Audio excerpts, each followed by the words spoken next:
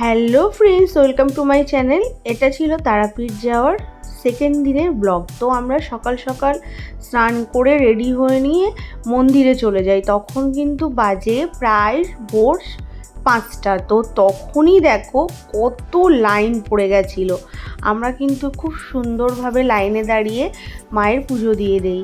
তারপরে পুজো দিয়ে বাইরে এসে দেখি এরকম মাটির ভাঁড়ে করে, মানে মাটির কলসিতে করে চা বানাচ্ছে। তো আমার দেখে তো খুব খেতে ইচ্ছা করলো। আমি আর বিপ্লব দুজনে মিলে খেয়ে নিলাম চাটা। তারপরে আসলাম কাকাতুয়ার হচ্ছে মিষ্টির দোকান। তো সেখান থেকে মিষ্টি নিয়ে রুমে গিয়ে রেডি হয়ে চলে যাই স্টেশন।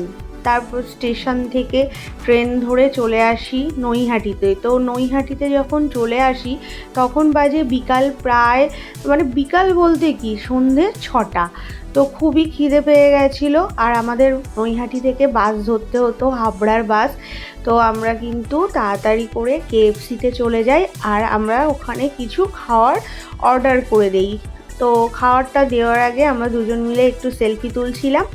আর তারপরে দেখো আমাদের খাওয়ার চলে আসে।